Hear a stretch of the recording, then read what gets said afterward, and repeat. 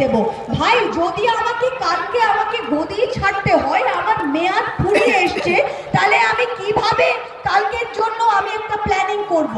যেই ক্যান্সার পেশেন্টকে মানুষ বলে দিয়েছে যে আপনার মৃত্যু এই দিনে আর এতদিন বাঁচবেন, সে কি পরের বছরে তীর্থের জন্য প্ল্যান করে?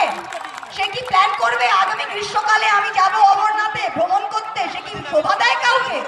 সেইখানে দাঁড়িয়ে আমি আপনাদের বলতে চাই যে এই সরকারের মেয়াদ ফুরিয়ে এসেছে। খাঁচার ভোটের পাখিটা কিন্তু খাঁচা থেকে বেরিয়ে গিয়েছে। কারণ রাজস্থান, ছত্তিশগড়, মধ্যপ্রদেশ, যেখানে 15 বছর যারা সরকার চালিয়েছে, তারা কিন্তু ফিরে আসতে পারলো না, ফিরে আসতে পারেনি। গোরখপুর, ফুলপুর, কালকে নাকি আদিত্যনাথের সভা হয়েছে। আমরা আজকে সভা করছি, এত লোক এসেছে। আমাদের বক্তা হচ্ছে আমাদের এখানে যারা নদিয়া জেলার লিডারশিপ, আর আমাদের যিনি পর্যবেক্ষক বীরভূম থেকে আসছে, তাকে শোনার জন্য এত লোক আজকে সমবেত হয়েছে। তাদের বাংলায় একটা বক্তা নেই?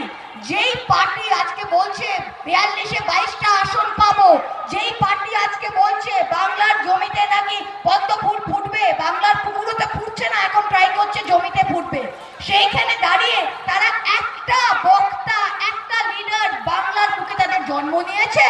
যে আজকে যোগী আদিত্যনাথ, যার নিজের সিট গোরখপুর, 3 লাখ ভোটে জেতা সিট, সে একেবারে ভোটে হেরে ভূত হয়ে গেছে। সে এসে আজকে দিনাজপুরে আমাদের বলবে কিভাবে ভোটে লড়তে হয়? এই বাকি রয়েছে ভাই, এই বাকি রয়েছে।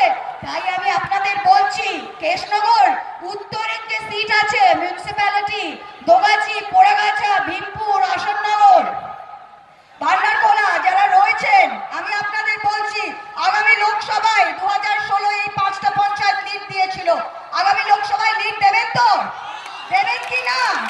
তাহলে তৈরি হন, চাঙ্গা হন। পঞ্চায়েত ভোট আর লোকসভা ভোট এক নয়।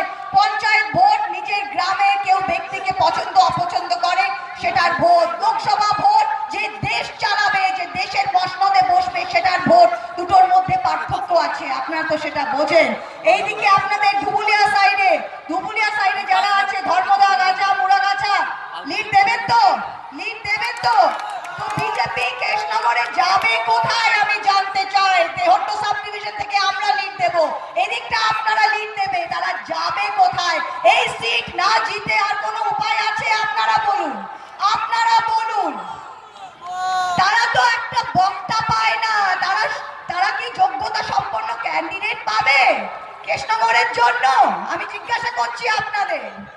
তাদের এখানে মিটিং করে একটা মানুষকে নিয়ে আসতে হয়, একজন মন্ত্রী, নাম করছি না, তার বিএ সার্টিফিকেট, সে ফার্স্ট ইয়ারে পড়েছে না সেকেন্ড ইয়ারে পড়েছে সেটা বোঝা যাচ্ছে না, সেই মন্ত্রীকে এনে হিন্দিতে 7 মিনিট বক্তৃতা করে সরিয়ে দেয়।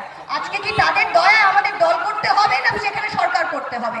তাই আমি আপনাদের বলছি, আপনারা চাঙ্গা হন। সামনে যে লড়াই হয়েছে, সেই লড়াইয়ে আমাদের সবাইকে কোমর বেঁধে নামতে হবে এবং আমরা জিতবো। আর একবারের মতো এদের 22টা সিট, 2টো সিট কেন, এই 0 সিটের গল্পতে নেমে আসতে হবে। এটা আপনাদের হাতে। এই বলে শেষ করছি। নমস্কার।